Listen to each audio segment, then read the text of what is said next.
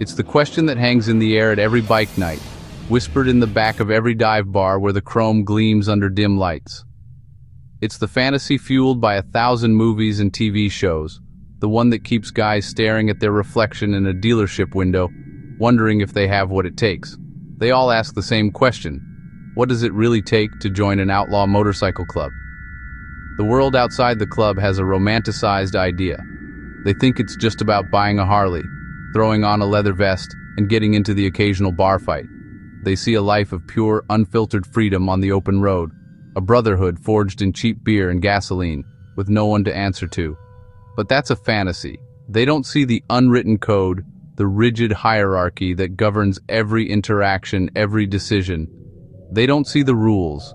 They don't see the relentless commitment, the trial by fire that has nothing to do with how loud your pipes are.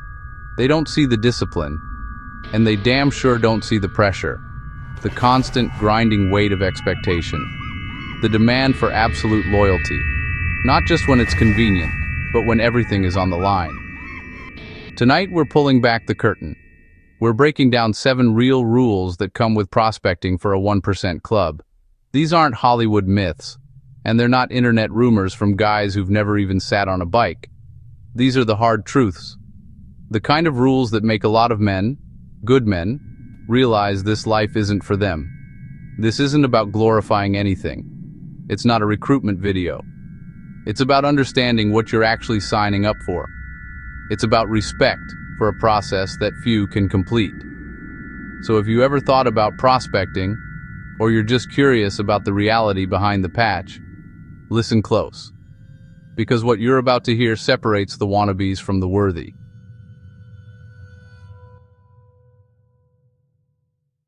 Rule number 1. Commitment isn't optional.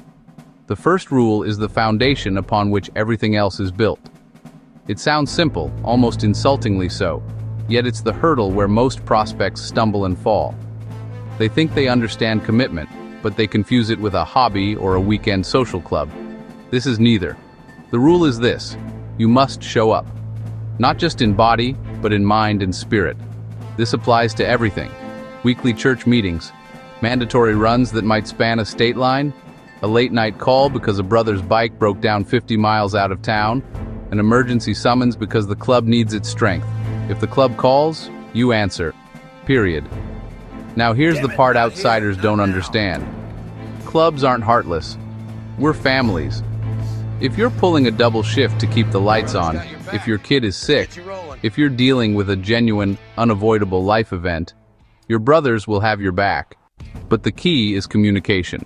A simple text, a quick call, but silence, ghosting, disappearing without a word, that's not just a mistake. It's a profound statement of disrespect. It tells your brothers that their time, their safety, and their trust mean nothing to you. Miss one mandatory meeting without a call, and you'll get a warning. Miss a second, and brothers start asking questions. They'll wonder if you're in trouble, or if you the trouble. And when those questions start, you're already on thin ice.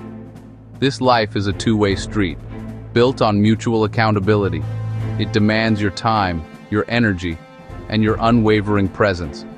If you can't communicate, if you can't prioritize this brotherhood, you won't last. You'll be a ghost before you know it.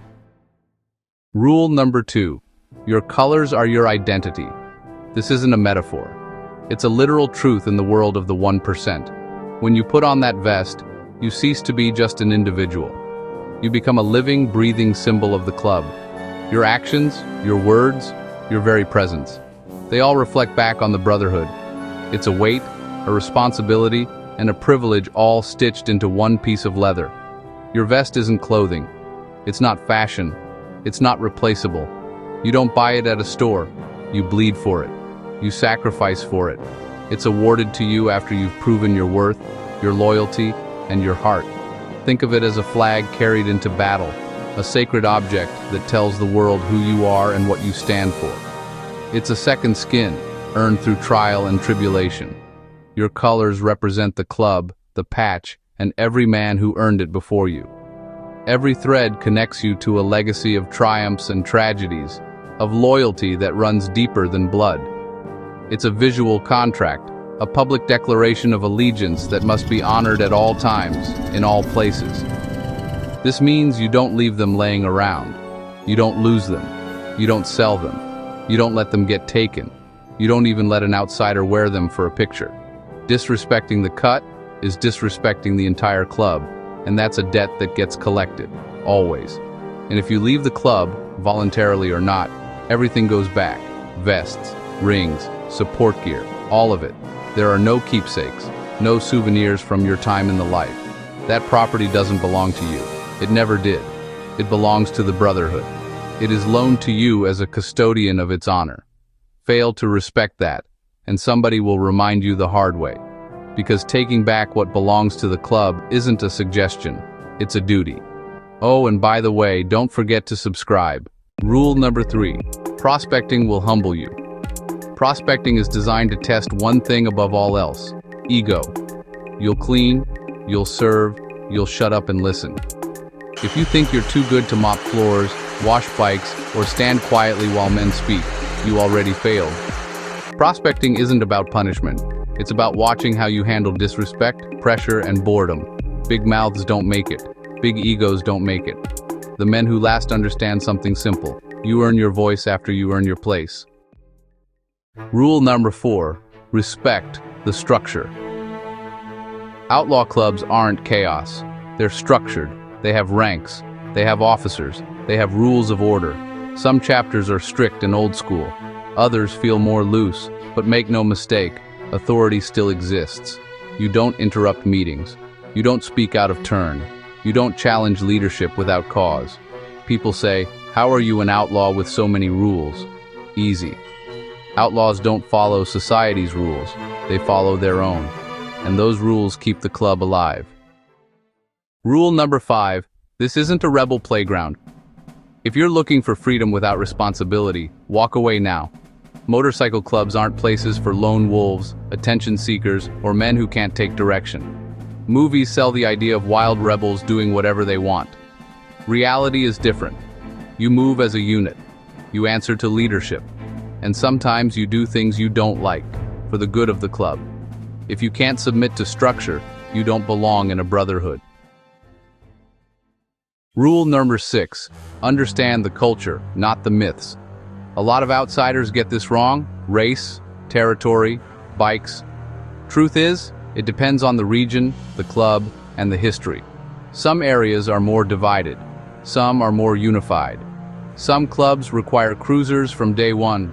Others allow sport bikes until you're patched or forever. There is no universal rule book. The real rule is this: find the club that fits you, because forcing yourself into the wrong culture is how people get hurt. Rule number 7. This life never turns off. Here's the final rule nobody talks about. Once you're in, you're always in. Your actions represent the club, on and off the bike, at the bar, at work, at home. There's no clocking out, and that pressure, it breaks a lot of men. Brotherhood is powerful, but it's heavy.